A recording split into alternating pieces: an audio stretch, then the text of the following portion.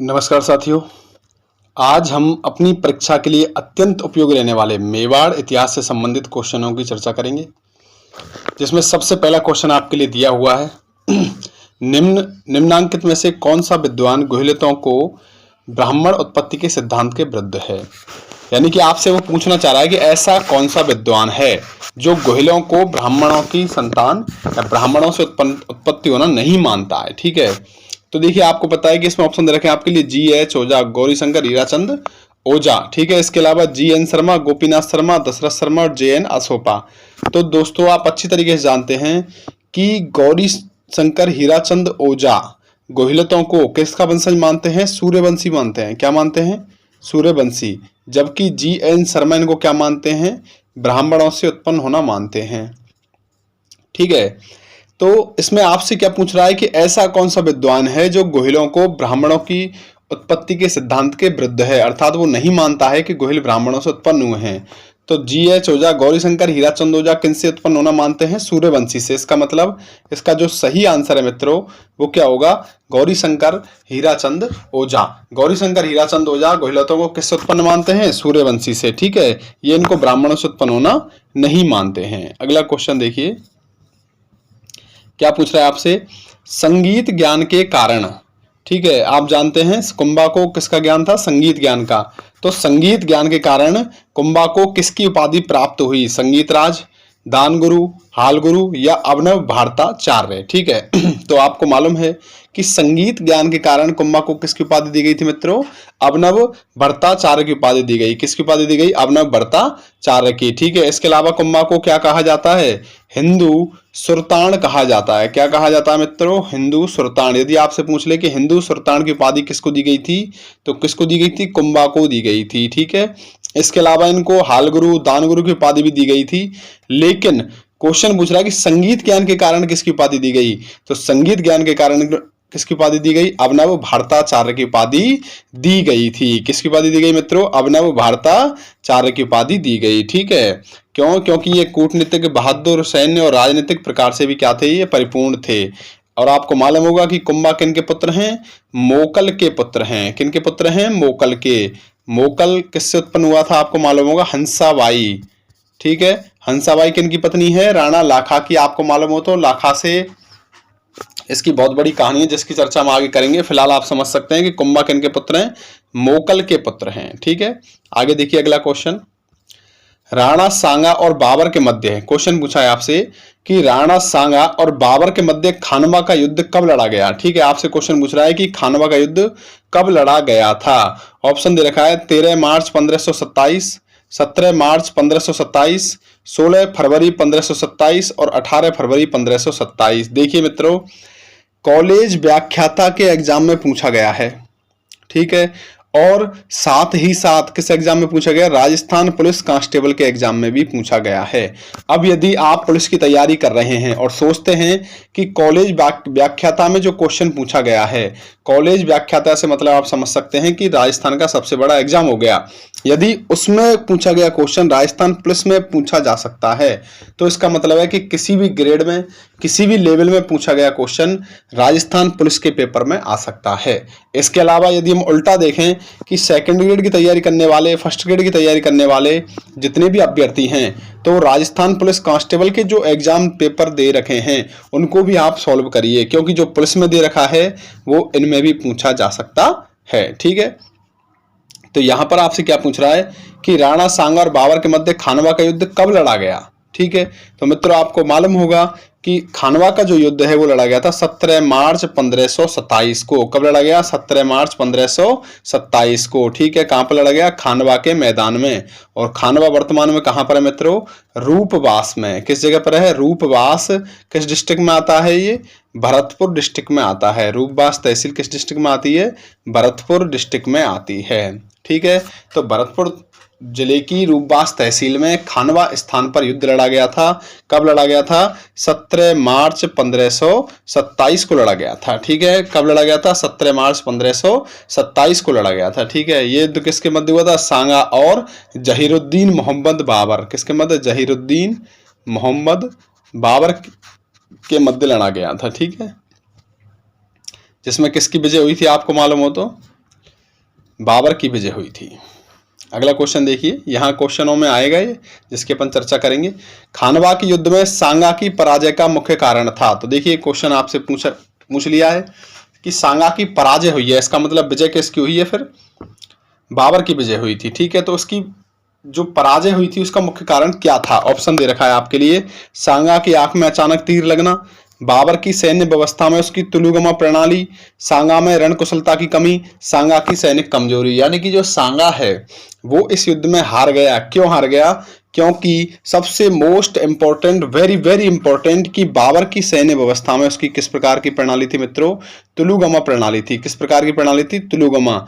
ये क्या होती है मैं आपको समझाता हूं। जैसे आपने यदि बाहुबली मूवी देखी है, आपने यदि बाहुबली मूवी देखी है तो देखो इस तरीके से होता है, एक सिपाही यहाँ खड़ा हुआ है, सिपाही से मतलब पूरा दल, एक दल यहाँ खड़ा हुआ है, बीच में इस तरीके से राजा खड़ा रहता है। सपोज कीजिए अपन इसको मान लेते हैं, बीच में राजा खड़ा रहता है। ठीक है, फिर एक दल पीछे की तरफ होता है। एक दल कहां पर होता है मित्रों? इस तरफ, और एक दल इस तरफ होता है। ठीक है, अब ये क्या होता है, सामने ये विरोधी खड़ा हुआ है, ये धीरे धीरे इसकी तरफ बढ़ते हैं।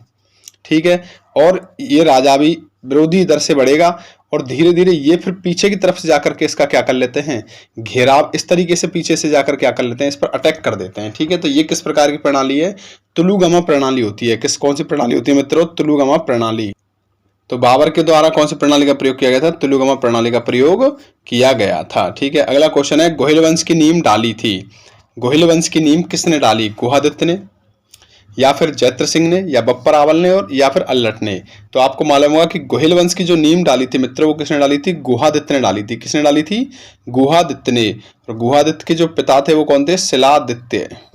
कौन थे मित्रों? शिलादित्य। ठीक है, तो गोहिल वंश की जो नींव डाली थी किसके द्वारा डाली गई थी? गुहादित्य के द्वारा डाली गई थी। अगला क्वेश्चन देखिए क्या पूछ रहा है, निम्नलिखित में से मारवाड़ के किस शासक ने खानवा के युद्ध में महाराणा सांगा को सहायता प्रदान की थी? आपसे क्वेश्चन पूछ रहा है कि मारवाड़ के किस शासक ने खानवा के युद्ध में महाराणा सांगा को सहायता प्रदान की?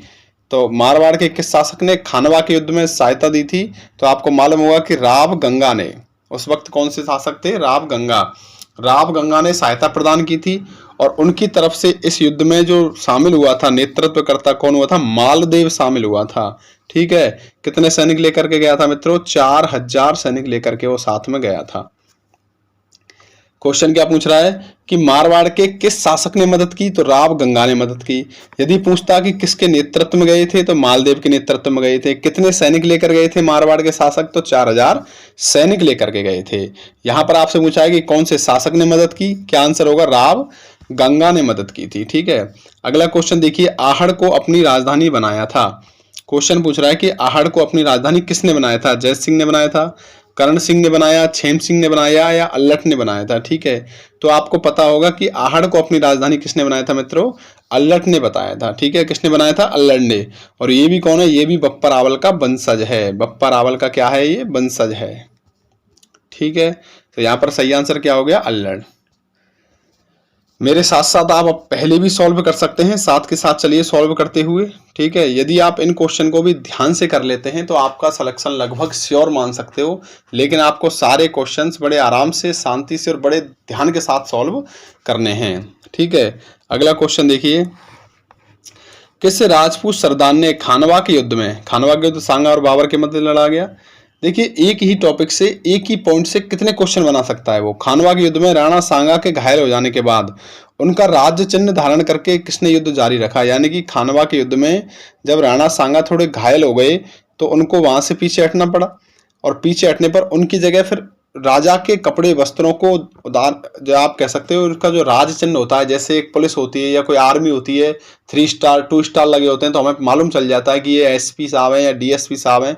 उसी तरीके से एक राजा क्या धारण करके लड़ता है? राज चिन्ह धारण करके युद्ध करता है। लेकिन जब सांगा घायल हो गए तो उनका जो राज चिन्ह है वो किसने धारण कर लिया था? ठीक है, तो यहाँ पर सही आंसर है मित्रों, झाला अज्जा ने धारण कर लिया। किसने धारण कर लिया? झाला अज्जा ने।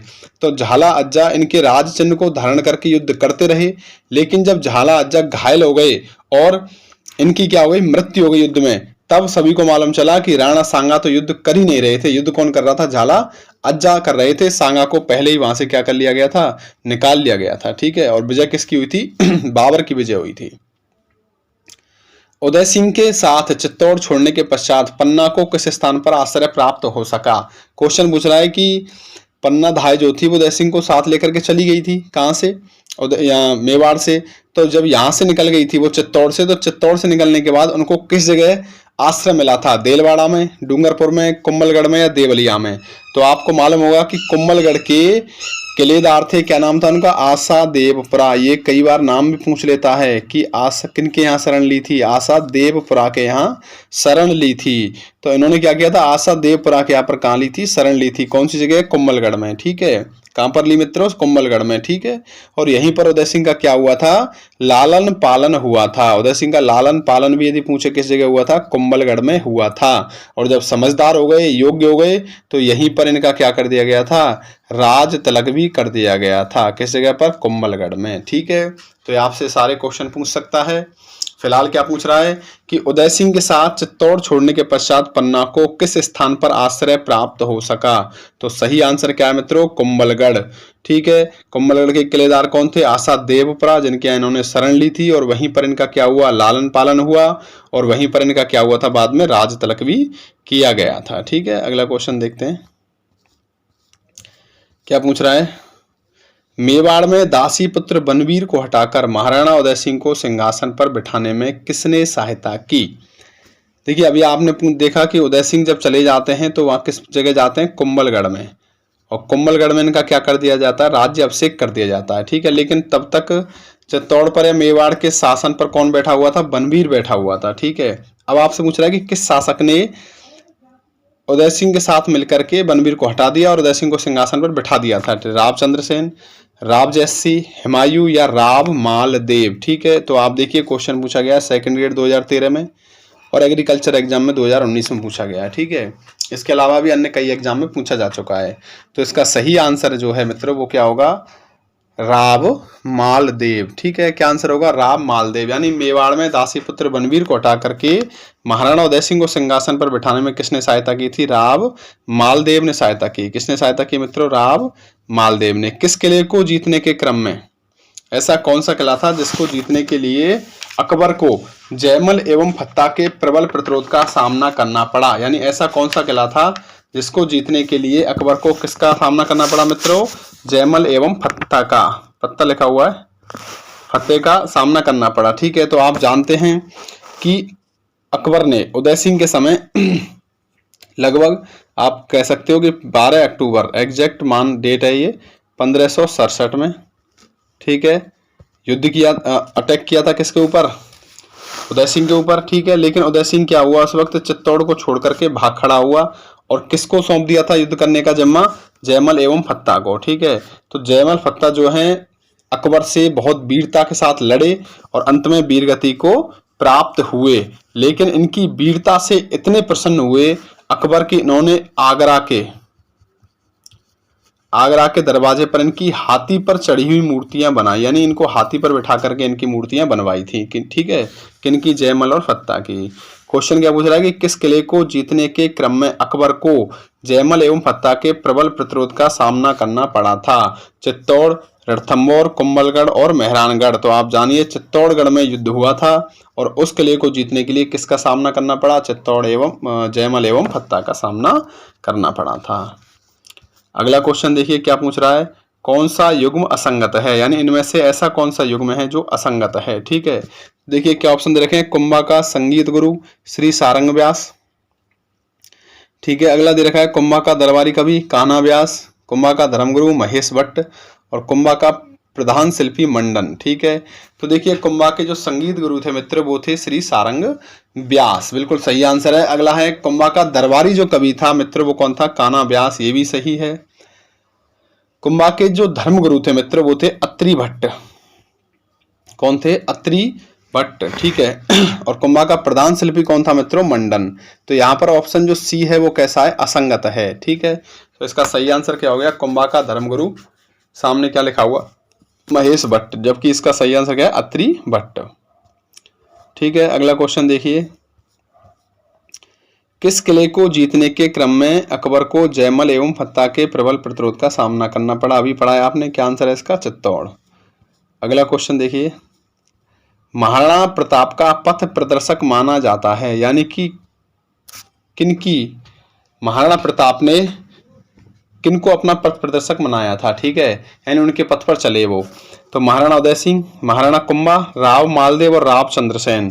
तो आप जानते हैं कि मारवाड़ के जो राव चंद्रसेन थे, इन्होंने भी अकबर की दासता को स्वीकार नहीं किया था, ठीक है। राव चंद्रसेन ने अकबर की दासता को स्वीकार नहीं किया।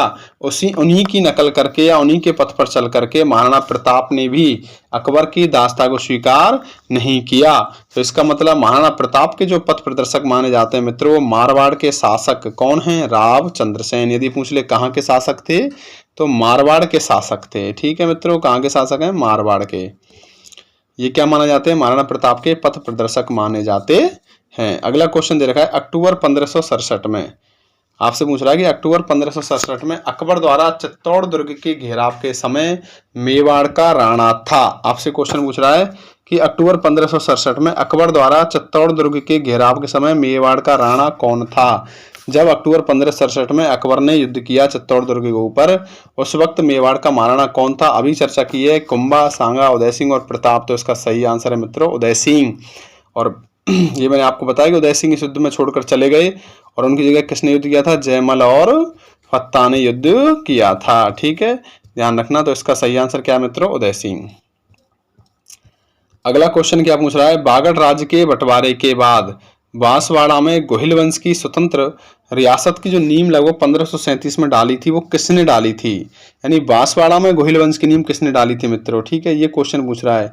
ऑप्शन दे रखे हैं, महारावल प्रताप सिंह, महारावल जय सिंह, महारावल कुशल सिंह और महाराव जगमाल सिंह, ठीक है। तो आपको पता होगा कि बांसवाड़ा में जो गोहिल वंश की नींव डाली थी मित्रों, वो महारावल उदय सिंह के पुत्र, किनके पुत्र थे, महारावल उदय सिंह के पुत्र थे और उनका नाम क्या था, महाराव जगमाल सिंह। इन्होंने बांसवाड़ा में किसकी नींव डाली थी, गोहिल वंश की नींव डाली थी। इसके अलावा मोस्ट क्या बनता है, इन्होंने भीलेश्वर महादेव मंदिर का निर्माण करवाया था। किसका निर्माण करवाया था मित्रों, भीलेश्वर महादेव मंदिर का बांसवाड़ा में निर्माण करवाया था। यदि पूछ ले कि बांसवाड़ा में गोहिल वंश की नींव किसने डाली थी, तो आंसर क्या होगा, महाराव जगमाल सिंह।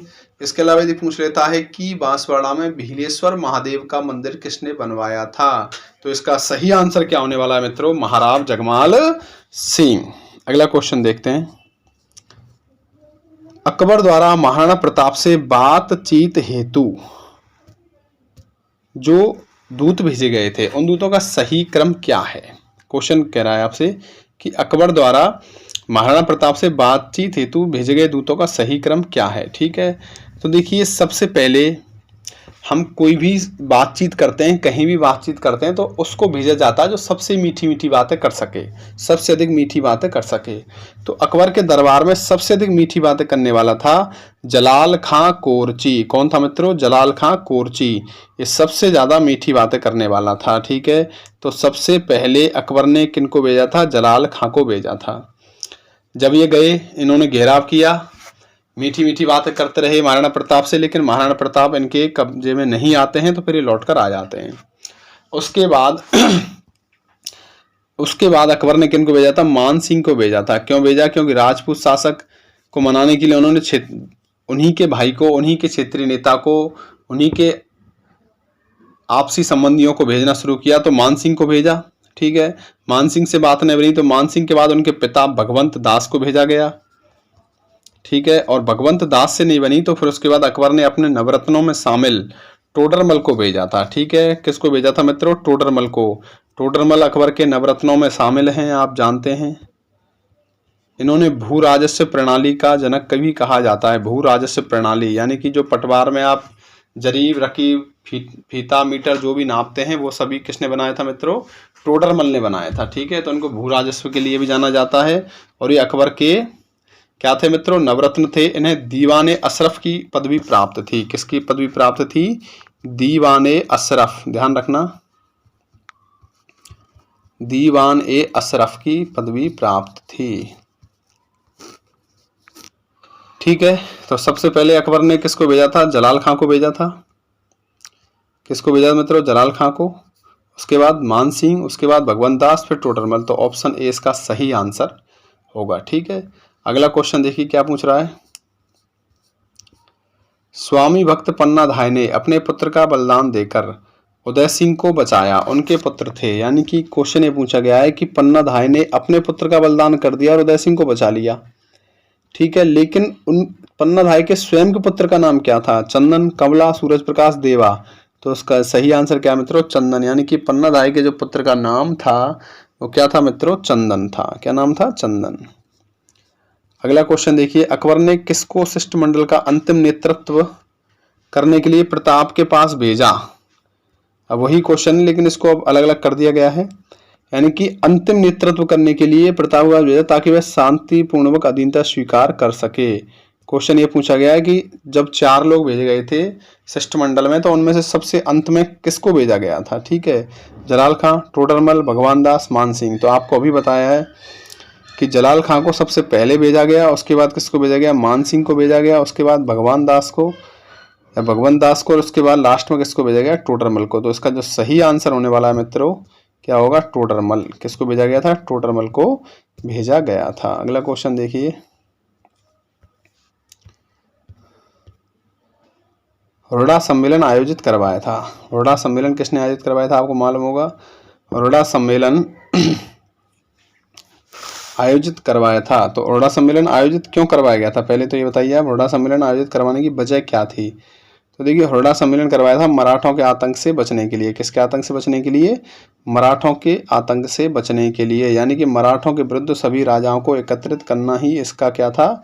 उद्देश्य था। ठीक है, तो इसको जो आयोजित करवाया था मित्रों वो हुरडा नामक स्थान पर 17 जुलाई, कितनी तारीख है? 17 जुलाई 1734 को किसके द्वारा? महाराणा जगत सिंह द्वितीय के द्वारा आयोजित किया गया था। किसके द्वारा? महाराणा जगत सिंह द्वितीय के द्वारा आयोजित किया गया। कब किया गया था? 17 जुलाई 1734 को। ठीक है, क्यों किया गया था? मराठों के विरुद्ध सभी को एकत्रित करना इसका उद्देश्य था, जिससे मराठों को आसानी से पराजित किया जा सके। ठीक है,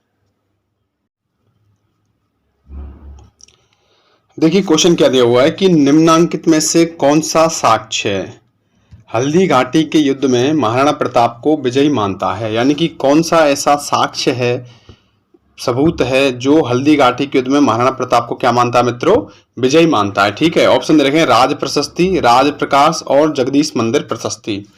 तो पहली बात तो आप ये जान लें कि ये जो सभी प्रशस्तियां हैं ये मेवाड़ के शासकों के द्वारा लगवाई गई हैं। अब आप जानते हैं कि यदि मेवाड़ के शासक किसी प्रशस्ति को लगवाएंगे तो वो महाराणा प्रताप को क्या पराजित मान सकते हैं? बिल्कुल नहीं मानेंगे। इसका मतलब मेवाड़ के शासकों द्वारा लगवाई गई सभी प्रशस्तियों में या सभी मंदिरों में महाराणा प्रताप को क्या माना गया है मित्रों?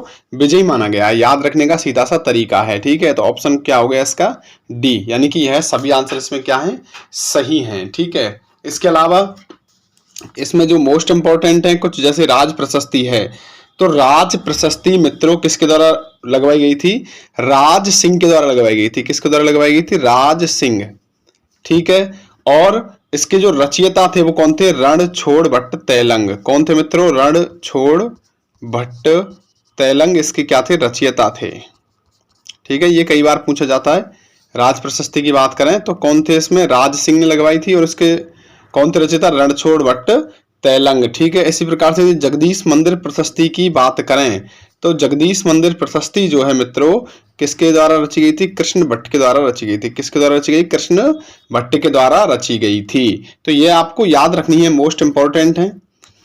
देखिए अगला क्या क्वेश्चन कह रहा है कि मेवाड़ के किस महाराणा ने 1818 में ईस्ट इंडिया कंपनी से संधि की? आपसे क्या पूछ रहा है कि मेवाड़ के किस महाराणा ने 1818 में किसके साथ संधि की थी? ईस्ट इंडिया कंपनी के साथ संधि की थी। ठीक है, ऑप्शन दे रखा है अमर सिंह द्वितीय, संग्राम सिंह द्वितीय, महाराणा भीम सिंह और महाराणा जगत सिंह द्वितीय। ठीक है, तो देखिए आपको पता होगा कि 1818 में जो मेवाड़ के शासक थे मित्रों वो कौन थे? महाराणा भीम सिंह थे। कौन थे? महाराणा भीम सिंह। तो इसका मतलब है कि ईस्ट इंडिया कंपनी से जो संधि की गई वो किसके द्वारा की गई थी? महाराणा भीम सिंह के द्वारा की गई थी। ठीक है, अब इसमें महाराणा भीम सिंह की तरफ से जो प्रतिनिधि बन करके गए थे, यानी कि ये स्वयं तो गए नहीं साइन करने के लिए, तो इनकी तरफ से जो प्रतिनिधि बन करके गए थे उनका नाम था ठाकुर अजीत सिंह। कौन गए थे मित्रों? ठाकुर अजीत सिंह इनकी तरफ से क्या बन करके गए? प्रतिनिधि बन करके गए थे। ठीक है, और ईस्ट इंडिया कंपनी के जो प्रतिनिधि थे वो कौन थे? Charles Metcalfe. ठीक है, तो आप ध्यान रखना इनके नाम। ठाकुर अजीत सिंह और चार्ल्स मेटकॉफ ने संधि पर क्या किए थे? दोनों ने हस्ताक्षर किए थे। ठीक है, और किसने शासक ने की थी? महाराणा भीम सिंह के द्वारा की गई थी। अगला क्वेश्चन देखिए, वीर विनोद के अनुसार हल्दी घाटी युद्ध में मेवाड़ सेना की संख्या कितनी थी? यानी जब हल्दी घाटी का युद्ध हुआ था तो वीर विनोद के अनुसार मेवाड़ वो मुगलों की जो सेना थी मित्रों कितनी थी? ठीक है, मुगल कितनी सेना लेकर के आए थे? ठीक है, तो वीर विनोद किसके द्वारा लिखा गया है? ये भी कई बार पूछा जाता है, वीर विनोद के रचयिता कौन है? वीर विनोद के रचयिता पूछता है मित्रों। ठीक है, और वीर विनोद के जो रचयिता है मित्रों वो कौन है? श्यामल दास। कौन है? श्यामल दास। ठीक है, तो वीर विनोद के जो रचयिता मित्रों कौन है? श्यामल दास। ये very very most important question है। इसके अलावा श्यामल दास किसके शासक में थे? तो ध्यान रखना, सज्जन सिंह के शासन काल में थे। किसके शासन काल में थे मित्रों? सज्जन सिंह के शासन काल में थे ये। और श्यामल दास और सज्जन सिंह की बहुत ही ज्यादा गहरी मित्रता थी। ठीक है, ये आपको याद रखना है। इसके अलावा वीर विनोद के अनुसार, अब क्वेश्चन क्या पूछ रहा है कि वीर विनोद के अनुसार हल्दी घाटी के युद्ध में मुगल सेना की संख्या कितनी थी? तो देखिए क्या आंसर है इसका? 16,000, 80,000, 10,000 या 40,000। तो मित्रों वीर विनोद के अनुसार मुगल सेना की जो संख्या थी कितनी थी? 80,000 थी। कितनी थी मित्रों? 80,000। ठीक है, अगला क्वेश्चन देखिए, चित्तौड़ के साके में अलाउद्दीन खिलजी के साथ साहित्यकार था। यानी जब चित्तौड़ का साका हुआ था, ठीक है, प्रथम साका, तो उसमें अलाउद्दीन खिलजी के साथ जो साहित्यकार था मित्रों कौन था? ठीक है, तो आप इसमें जान लें कि अलाउद्दीन खिलजी ने चित्तौड़ पर जो आक्रमण किया था वो कब किया था? 28 जनवरी 1303 में किया था। ठीक है, कब किया था? 28 जनवरी 1303 में। और जो साका हुआ था मित्रों वो हुआ था 26 अगस्त 1303 को। ये आपको डेट याद रखनी है क्योंकि एग्जाम में कई बार पूछता है कि जो प्रथम साका हुआ था मित्र वो हुआ था 28 जनवरी 1300, जो अटैक किया था वो किया था 28 जनवरी 1303 में और जो साका हुआ था वो हुआ था 26 अगस्त 1303 में। ठीक है, तो लगभग कितने माह तक घेर के रखा था? 8 माह तक घेर करके रखा गया था। इसके बाद यदि हम बात करें कि अलाउद्दीन खिलजी के साथ जो साहित्यकार था वो कौन था मित्रों? तो ऑप्शन दे रखा है अलबरूनी, अलउतबी, फरिश्ता और अमीर खुसरो। तो जब अलाउद्दीन खिलजी ने चित्तौड़ पर आक्रमण किया उस वक्त वहां के जो शासक थे कौन थे मित्रों? रतन सिंह थे। कौन थे? रतन सिंह। ठीक है, तो जब इन्होंने आक्रमण किया तो उस वक्त इनके साथ जो साहित्यकार थे वो कौन थे मित्रों? अमीर खुसरो। क्या नाम था उनका? अमीर खुसरो। ठीक है, ठीक है, और अमीर खुसरो के द्वारा जो लिखा गया है वो क्या लिखा गया है? खजाइन। क्या लिखा गया? खजाइन उल फतूह। यानी ये अमीर खुसरो के द्वारा क्या लिखा गया है अपना।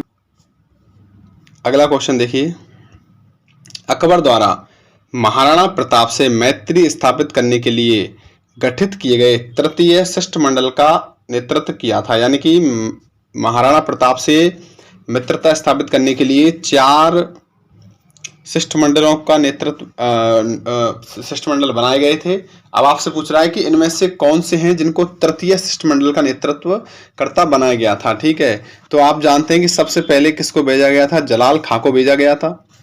ठीक है, उसके बाद आपको पता है कि किसको भेजा गया था मित्रों? मान सिंह को भेजा गया। उसके बाद किसको भेजा गया? भगवंत दास को भेजा गया तीसरे नंबर पर।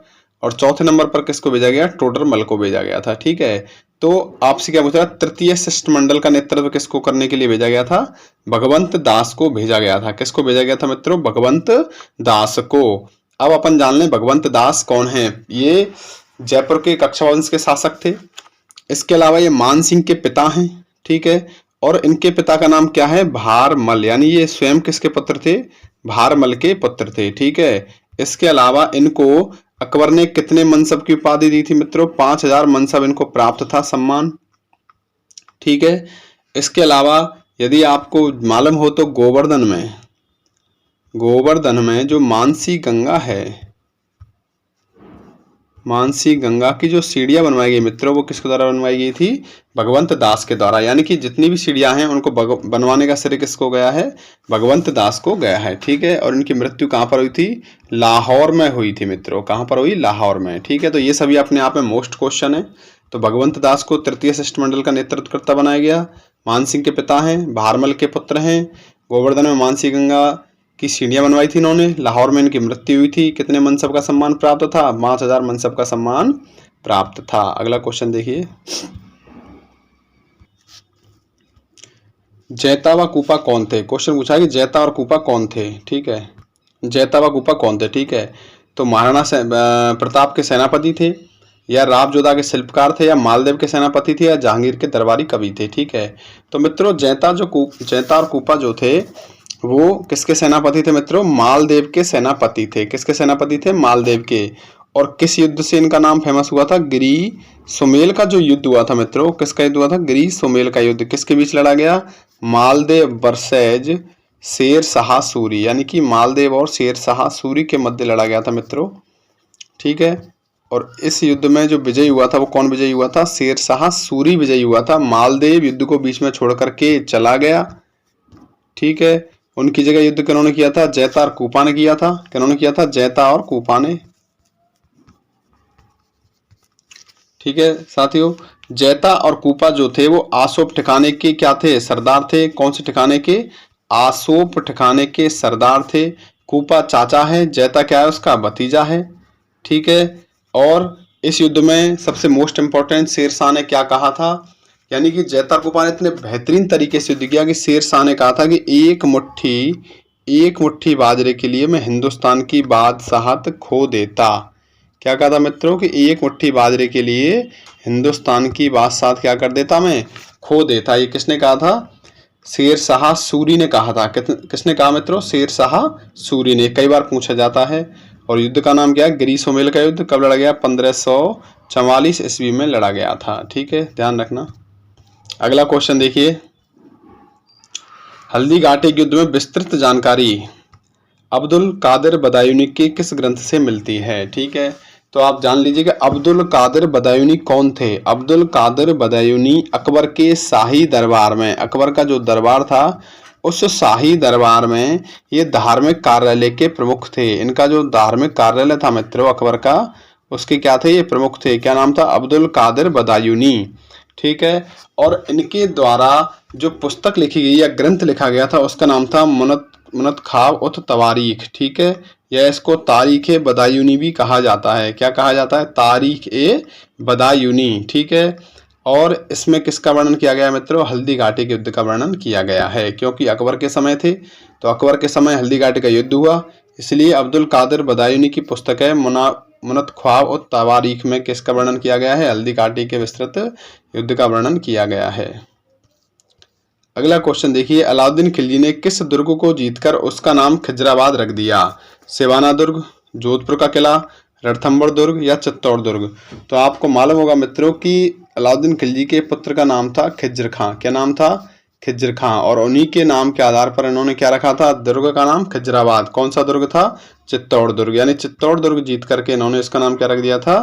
खिजराबाद रख दिया था। अगला क्वेश्चन है, राणा कुंभा मेवाड़ की गद्दी पर कब बैठे? क्वेश्चन पूछा गया कि राणा कुंभा मेवाड़ की गद्दी पर कब बैठे? 1409 ईस्वी में, 1437 ईस्वी में, 1443 ईस्वी में, 1433 ईस्वी में? तो इसका जो सही आंसर है मित्रों वो क्या होगा? 1433 ईस्वी में राणा कुंभा मेवाड़ की गद्दी पर बैठे थे। ठीक है, राणा कुंभा किनके पुत्र थे? मोकल के पुत्र थे मित्रों। किसके पुत्र थे? मोकल के। ठीक है, इन्होंने लगभग कितने दुर्ग बनवाए थे? 32 दुर्ग। राजस्थान के 84 दुर्गों में से सबसे अधिक 32 दुर्ग किन्होंने बनवाए थे? राणा कुंभा ने बनवाए थे। ठीक है, इसके अलावा सबसे मोस्ट इन्होंने विजय स्तंभ का निर्माण करवाया था। किसका निर्माण करवाया था? विजय स्तंभ का। यह आपको याद रखना है। ठीक है, अगला क्वेश्चन देखिए क्या लिखा हुआ है कि हल्दी घाटी के युद्ध को किस विद्वान ने खमनौर का युद्ध कहा था? ठीक है मित्रों, क्या पूछ रहा है? हल्दी घाटी के युद्ध को किस विद्वान ने खमनौर का युद्ध कहा? तो ऑप्शन देखें, कर्नल टॉड, बदायूनी, अबुल फजल या गोपीनाथ शर्मा? तो आपको मालूम होगा कि कर्नल टॉड ने हल्दी घाटी के युद्ध को क्या कहा मित्रों? थर्मोपॉली, राजस्थान की थर्मोपॉली के नाम से संबोधित किया है। ठीक है, इसके अलावा अबुल फजल ने इसको क्या कहा है? अबुल फजल ने मित्रों क्या कहा है? इसको खमनौर का युद्ध कहा है। किसका युद्ध कहा है? खमनौर का युद्ध। और बदायूनी ने किसका युद्ध कहा है? इसको गोगुंदा का युद्ध कहा है मित्रों। किसका युद्ध कहा है? गोगुंदा का युद्ध। ठीक है, तो आपसे क्या पूछ रहा है कि खमनौर का युद्ध किसने कहा है? तो खमनौर का जो युद्ध कहा मित्रों किसने कहा? अबुल फजल के द्वारा कहा गया है। ठीक है, तो अबुल फजल ने इसको किसका युद्ध कहा है? खमनौर का युद्ध कहा है। अगला क्वेश्चन देखिए, चित्तौड़गढ़ में विजय स्तंभ का निर्माण किसने करवाया? क्वेश्चन पूछ रहा है कि चित्तौड़गढ़ में विजय स्तंभ का निर्माण किसने करवाया था? तो अभी बताया आपके लिए कि चित्तौड़गढ़ में जो विजय स्तंभ का निर्माण करवाया गया था मित्रों, किसके द्वारा करवाया गया था? राणा कुंभा के द्वारा करवाया गया था। किसके द्वारा करवाया गया? राणा कुंभा के द्वारा। ठीक है, कितने फीट ऊंचा है ये? 122 फीट ऊंचा। और कितने मंजिला है? 9 मंजिला। कई बार पूछ लेता है कितने फीट ऊंचा और कितनी मंजिल है। 122 फीट ऊंचा और 9 मंजिल का जो स्तंभ है, विजय स्तंभ, इसका निर्माण किसने करवाया था? राणा कुंभा ने करवाया था। ठीक है, और राणा कुंभा ने किस लिए करवाया था? कि इन्होंने मालवा के सुल्तान, कहाँ के सुल्तान थे मित्रों? मालवा के सुल्तान, क्या नाम है? महमूद खिलजी को क्या किया था? पराजित किया था। ठीक है, महमूद खिलजी को पराजित किया था, इसलिए इन्होंने किसका निर्माण करवाया था? विजय स्तंभ का निर्माण करवाया था। और इसको क्या कहा जाता है? इसको कीर्ति स्तंभ भी कहा जाता है। यदि आपसे पूछ ले कीर्ति स्तंभ, तो एक ही बात है, विजय स्तंभ और कीर्ति स्तंभ का निर्माण किसने करवाया था? राणा कुंभा के द्वारा करवाया गया था। अगला क्वेश्चन देखिए, हल्दी घाटी के युद्ध में मुगलों और महाराणा के सैनिकों के साथ दोनों पक्षों के जिन हाथियों ने बहुत वीरता दिखाई उनके नाम क्या हैं? ठीक है, आपसे पूछ रहा है कि हाथी कौन कौन से थे। तो देखो ऑप्शन दे रखा, चेतक तो हाथी है ही नहीं, घोड़ा है। ठीक है, सोम समीर अक्षराज दीन, ये भी नहीं है। शक्ति राम प्रताप सुमेरु सोन, ये भी नहीं है। तो इसका जो सही आंसर है मित्र वो क्या है? लूणा, राम प्रसाद, गजमुक्त और गजराज। जिनमें से लूणा और राम प्रसाद जो थे वो मेवाड़ की तरफ से लड़े, जबकि गजमुक्त और गजराज किसकी तरफ से लड़े थे मित्रों? मुगल वंश की तरफ से लड़े थे। ठीक है, राम प्रसाद किसके घोड़े का नाम था? महाराणा प्रताप के घोड़े का नाम था। गजमुक्त किसका नाम था? जमाल खां के घोड़े का नाम था मुगलों की तरफ से। और गजराज किसका नाम था? कमाल खां के घोड़े का नाम था। ठीक है, जबकि लूणा भी किसकी तरफ से लड़ा था? मेवाड़ की तरफ से लड़ा था। ठीक है, जबकि मान सिंह के यदि हाथी की बात करें अपन, तो मान सिंह के हाथी का नाम क्या था मित्रों? मर्दाना। क्या नाम था? मर्दाना। जबकि महाराणा प्रताप के जो हाथी का नाम था क्या था? राम प्रसाद। और महाराणा प्रताप के घोड़े का नाम क्या था मित्रों? चेतक। ठीक है, राजस्थान का वह शासक जिसे हिंदू सुल्तान एवं अभिनव भारताचार्य कहा गया है, कौन सा है? क्वेश्चन पूछ रहा है कि राजस्थान के किस शासक को हिंदू सुल्तान एवं अभिनव भारताचार्य कहा गया है। ठीक है, राणा हम्बी, राणा कुंभा, राणा सांगा, राणा प्रताप। तो मित्रों आपको मालूम होगा कि राजस्थान का कौन सा शासक है जिसको कई प्रकार की उपाधियों से सम्मानित किया गया है। ठीक है, तो इसमें जो सही आंसर है वो मित्रों क्या है? राणा कुंभा। यानी राणा कुंभा को किसकी उपाधि दी गई? हिंदू सुल्तान की उपाधि दी गई। ठीक है, अब आपको मालूम होगा कि हिंदू सुल्तान की उपाधि राणा कुंभा को क्यों दी गई। तो देखिए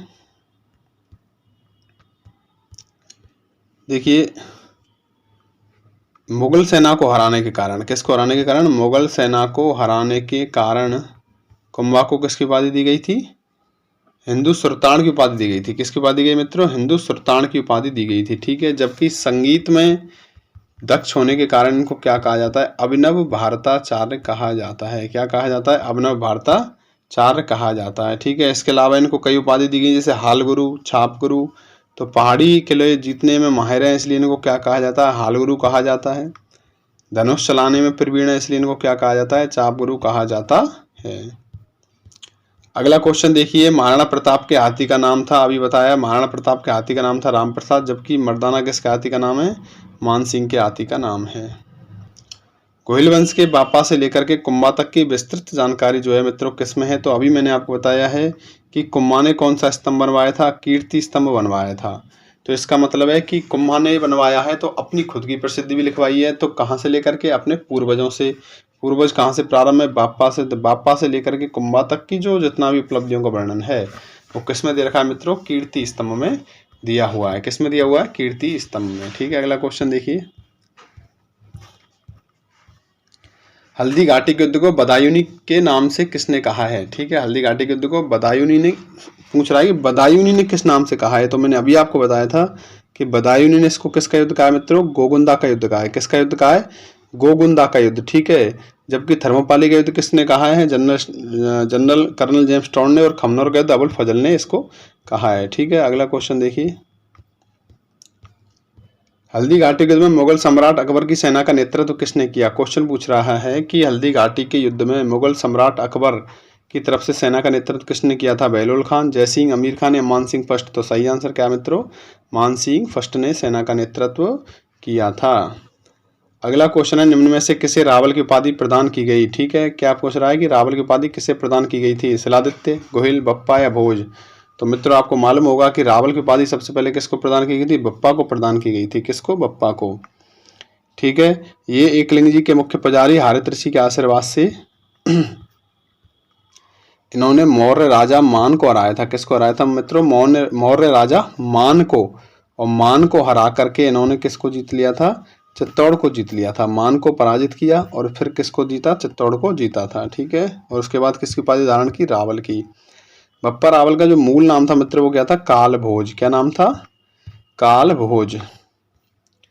अगला क्वेश्चन पूछ रहा है कि निम्न में से कौन से राजपूत सरदार हल्दी घाटी के युद्ध में राणा प्रताप के पक्ष में लड़े थे? आपसे पूछ रहा है कि कौन कौन से ऐसे थे जो राणा प्रताप के पक्ष में लड़े थे। ठीक है, ऑप्शन दे रखा है, राम सिंह तंवर, बीदा झाला, रावत कृष्णदास चूड़ावत और माधो सिंह कच्छा एवं अशोक परमार। ठीक है, तो देखिए ऑप्शन देखिए, राम सिंह तंवर, बीदा झाला, रावत कृष्णदास चूड़ावत और माधो सिंह कच्छा एवं अशोक परमार। तो देखिए अशोक परमार तो लड़ा ही नहीं, वो ये किसकी तरफ से लड़ा है? सांगा की तरफ से लड़ा था, खानवा के युद्ध में। ठीक है, तो इसका मतलब ऑप्शन डी तो गलत है। इसके अलावा यदि देखें कच्छवा वंश, तो कच्छवा वंश के कौन थे? मान सिंह, ठीक है, भगवंत दास, ये सभी किसकी तरफ से लड़े थे? अकबर की तरफ से। तो माधो सिंह कच्छवा किसकी तरफ से लड़ा था मित्रों?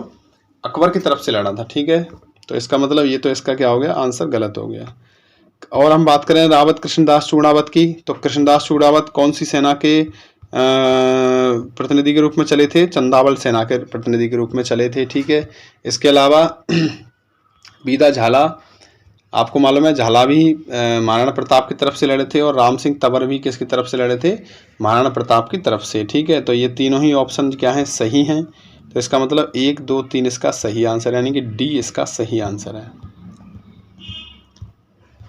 क्या पूछ रहा है मित्रों? वह प्रशस्ति जिसमें बप्पा के हारित ऋषि की कृपा से राज्य प्राप्ति का उल्लेख है, यानी कि किस ऋषि में, किस प्रशस्ति में ये लिखा गया है कि जो चित्तौड़ राज्य बप्पा ने जीता है वो हारित ऋषि की कृपा से जीता है। ठीक है, ये किस में लिखा गया है? वैद्यनाथ मंदिर प्रशस्ति में, राज प्रशस्ति में, जगन्नाथ राय प्रशस्ति में और कीर्ति स्तंभ प्रशस्ति में। ठीक है, तो पहली बात तो आपको मालूम होगा कि हारित ऋषि जो थे वो कौन से मंदिर में थे? एकलिंगनाथ मंदिर।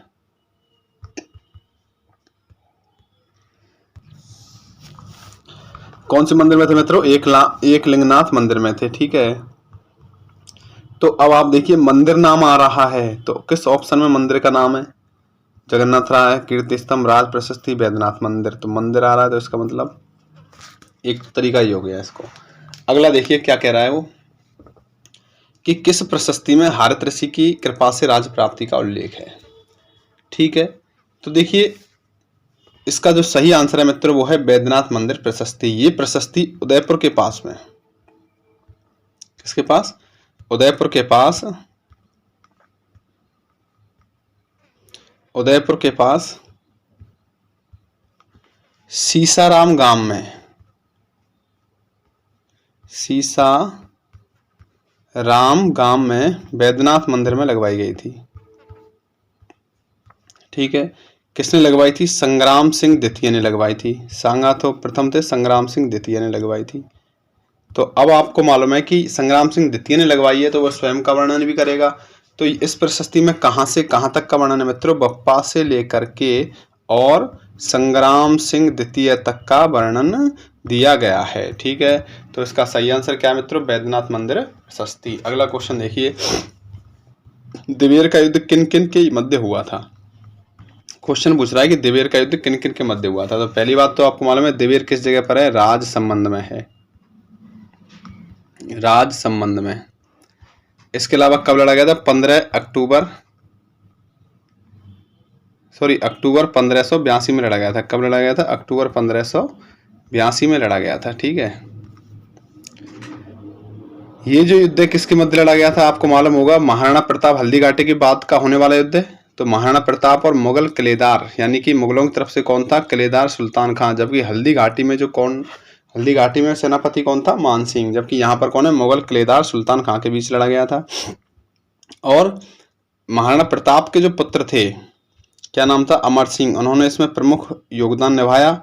और अमर सिंह ने ही किसकी हत्या की या किसको मार गिराया था युद्ध में? मुगल किलेदार सुल्तान खां को मार गिराया था, जिसकी वजह से इसमें कौन विजयी हुआ मित्रों? महाराणा प्रताप इसमें विजयी हो गए थे। ठीक है, तो दिवेर का युद्ध किनके मध्य लड़ा गया? महाराणा प्रताप और मुगल किलेदार सुल्तान खां के बीच में लड़ा गया था। अगला क्वेश्चन दे रखा है कि मेवाड़ के इतिहास में शासन का त्याग कर सौतेले भाई को राजा स्वीकार करने की भीष्म प्रतिज्ञा किसने की थी? क्वेश्चन दे रखा है मेवाड़ के इतिहास में शासन का त्याग कर सौतेले भाई को राजा स्वीकार करने की भीष्म प्रतिज्ञा किसने की थी? लाखा ने, रणमल ने, क्षेत्र सिंह ने या चूड़ा ने? ऑप्शन दे रखा है कि किसने भीष्म प्रतिज्ञा की थी? लाखा ने की थी या रणमल ने की थी या क्षेत्र सिंह ने की या चूड़ा ने की थी? ठीक है, तो मित्रों इसका जो सही आंसर है वो क्या है? राणा चूड़ा ने की थी। किसने की थी? राणा चूड़ा ने। ठीक है, और इन्होंने क्या भीष्म प्रतिज्ञा की कि लाखा की शादी यदि हंसाबाई के साथ की जाएगी तो इन दोनों के जो पुत्र उत्पन्न होगा वही मेवाड़ की गद्दी का शासक बनेगा। ठीक है, तो इन्होंने, और ये स्वयं उसके किस रूप में काम करेंगे? रक्षक के रूप में कार्य करेंगे। ठीक है,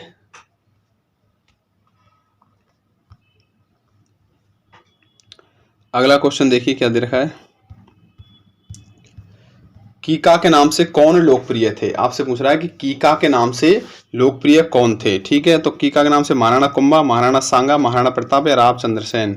तो मित्रों महाराणा प्रताप किसके पुत्र थे? उदय सिंह और जयवंताबाई के। ठीक है, और ये भील समुदाय के अधिक निकट रहते थे और भील समुदाय इनको क्या कहता था? कीका। तो इसलिए बचपन में जो नाम था महाराणा प्रताप का वो क्या रखा गया या क्या पड़ गया था? कीका नाम था। ठीक है, अगला क्या रहेगा? हल्दी घाटी के युद्ध में, हल्दी घाटी के युद्ध के पश्चात महाराणा प्रताप ने मुगलों के विरुद्ध कहां से प्रतिरोध जारी रखा? क्वेश्चन दे रखा है कि हल्दी घाटी के युद्ध के पश्चात महाराणा प्रताप ने मुगलों के विरुद्ध कहां से प्रतिरोध जारी रखा? कुंभलगढ़, चावंड, देवगढ़ या गोगुंदा? ठीक है, तो आपको मालूम होगा कि जब महाराणा प्रताप हल्दी घाटी के युद्ध में हार जाते हैं मित्रों, तो वो एक ऐसी स्थान देखते हैं जहां पर क्या हो? पहाड़ी क्षेत्र हो। ठीक है, जो चारों तरफ से सुरक्षित हो। तो ऐसा जो क्षेत्र था मित्रों वो कौन सा क्षेत्र था? चावंड। ठीक है, जो कि बिल्कुल घने जंगलों में था, पर्वतों से घिरा हुआ था। ठीक है, इसी को इन्होंने क्या बनाया? अपनी राजधानी बनाया था।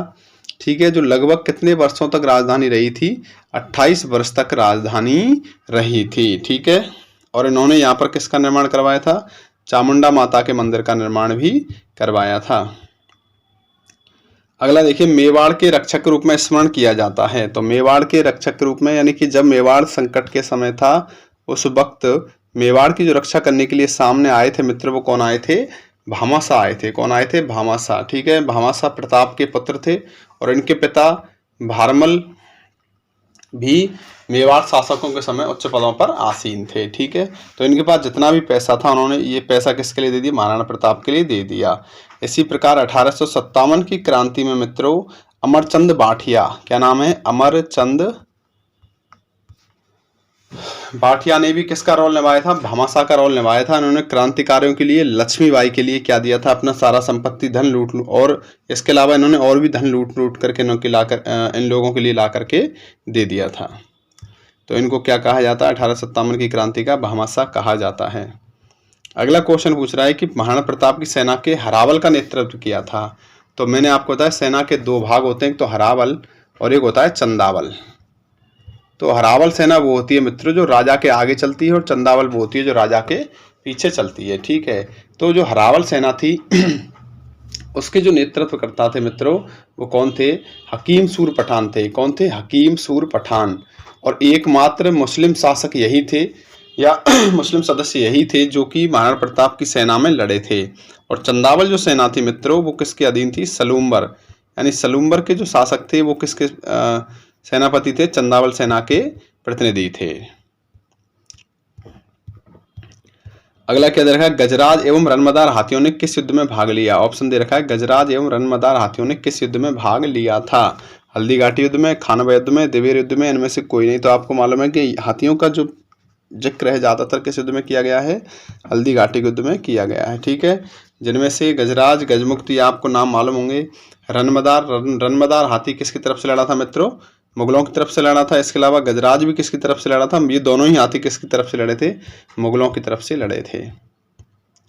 अगला क्वेश्चन दे रखा है, देवेर का युद्ध हुआ था। देवेर का युद्ध कब हुआ था, अक्टूबर 1584, 85, 72 या 82। ठीक है, तो अभी आपने जिक्र किया है देवेर का युद्ध कब लड़ा गया था, अक्टूबर 1582 में लड़ा गया था। किसके मध्य लड़ा गया था, महाराणा प्रताप और मुगल के किलेदार सुल्तान खां के मध्य लड़ा गया था, जिसमें अमर सिंह ने सुल्तान खां को मार गिराया था। प्रताप इस युद्ध में क्या हो गए, विजयी हो गए। अगला क्वेश्चन पूछ रहा है, टाड़गढ़ रावली अभ्यारण्य में स्थित देवेर स्थल किस राजा से संबंधित है। तो आपको मालूम है कि देवेर का युद्ध जो किसने जीता था मित्रों, महाराणा प्रताप ने जीता था। तो इसका मतलब ये स्थल किससे संबंधित है, महाराणा प्रताप से संबंधित है। ठीक है साथियों, आगे जिक्र करेंगे अगले क्वेश्चनों का। अभी आप अपने मित्रों को अधिक से अधिक जोड़िए, सब्सक्राइब कीजिए, शेयर कीजिए, जिससे और भी अच्छे क्वेश्चन आपको प्राप्त होते रहें। नमस्कार साथियों, जय हिंद, जय भारत।